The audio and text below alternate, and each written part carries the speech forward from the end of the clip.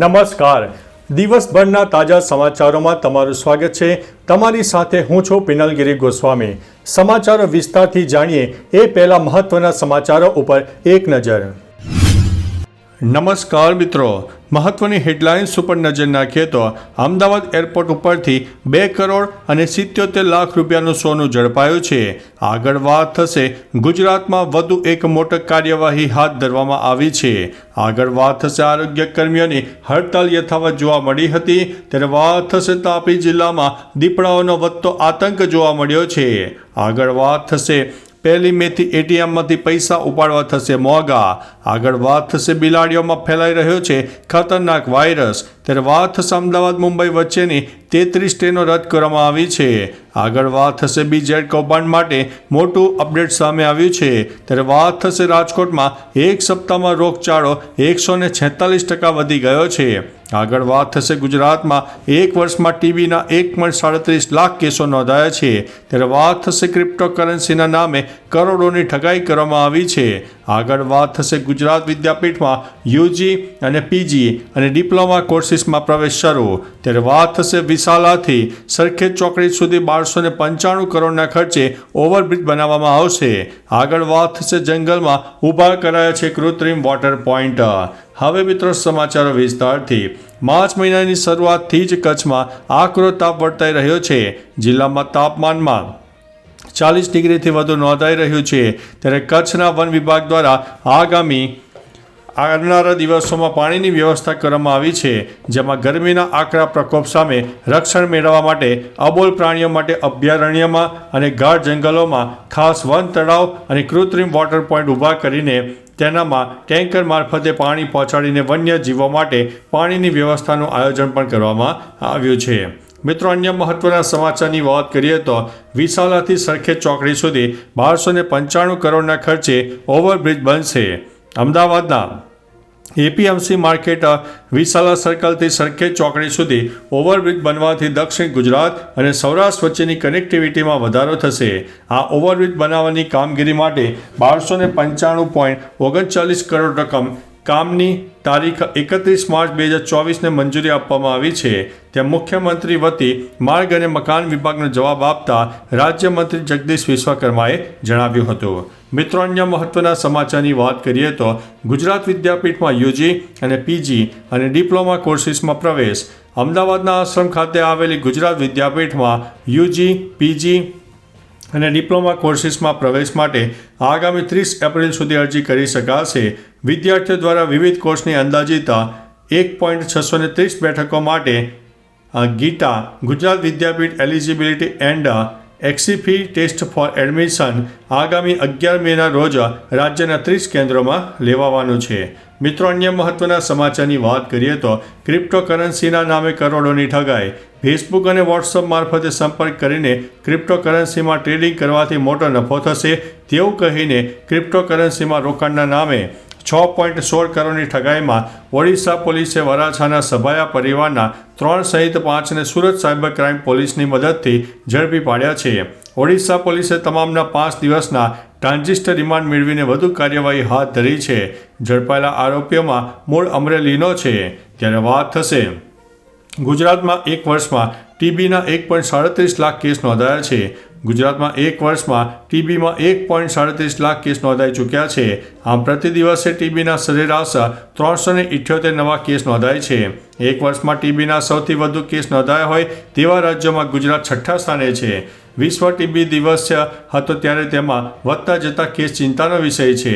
આ સાથે જ 1,24,581 દર્દીઓની સફળતાપૂર્વક સારવાર પણ થઈ હતી, જેથી સારવાર પૂર્ણ થવાનો દર 90.52% નોંધાયો છે.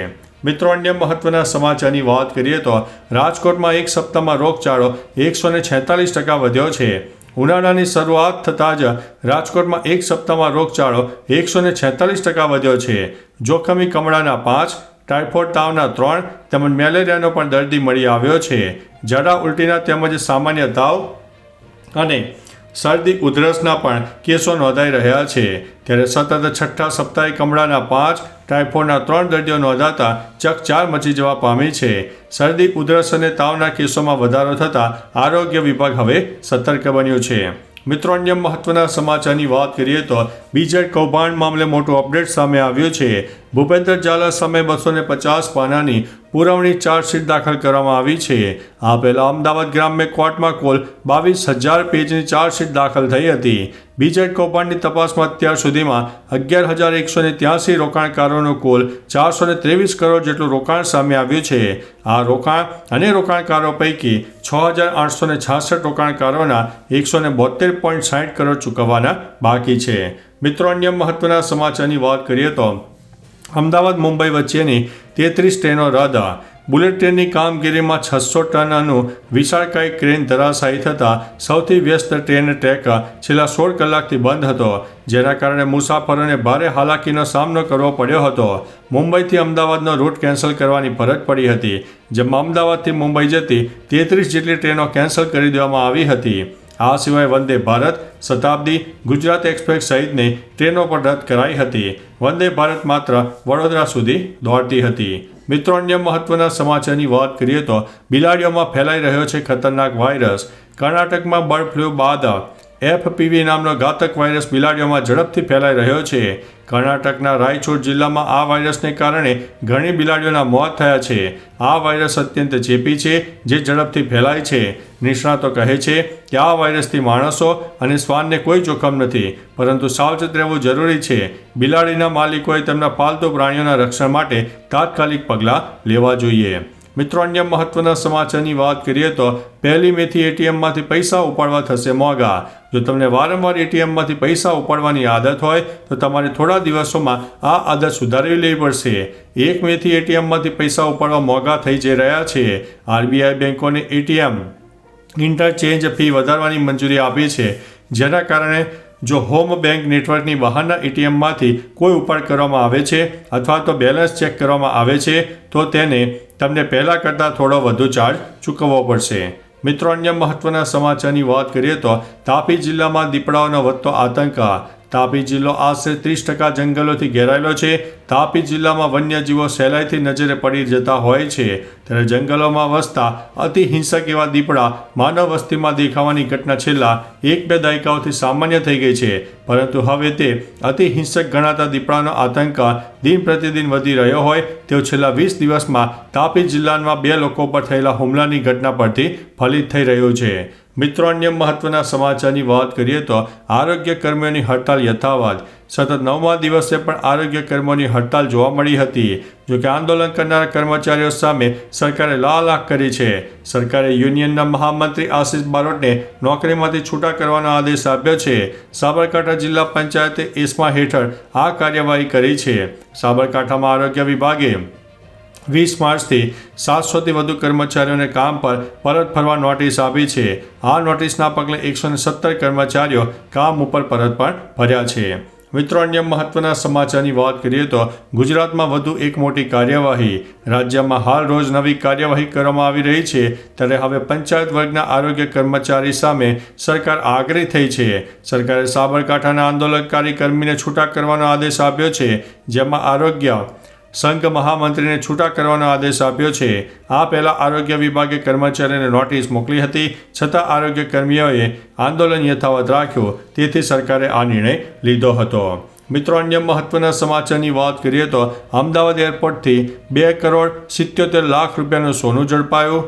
ગુજરાત વિધાનસભામાં પ્રશ્નોત્તરી કાળ બાદ અંદાજપત્ર પર ચર્ચા થઈ. યોગી સરકારના 8 વર્ષ પૂર્ણ. આ પ્રસંગે રાજ્યવ્યાપી કાર્યક્રમોનું આયોજન. આંતરરાષ્ટ્રીય સ્થિરતા માટે યુદ્ધ વિરામ વાટાઘાટોમાં પ્રગતિ જરૂરી છે તેવું જેલેન્સીએ કહ્યું છે. અને IPLમાં LSGને હરાવીને DCએ શુભારંભ પણ કરી દીધો છે. તો ચાલો મિત્રો, ફરીથી દેશ અને દુનિયાના સુપરફાસ્ટ સમાચાર લઈને મળતા રહીશો. ત્યાં સુધી અમને રજા આપશો. નમસ્તે.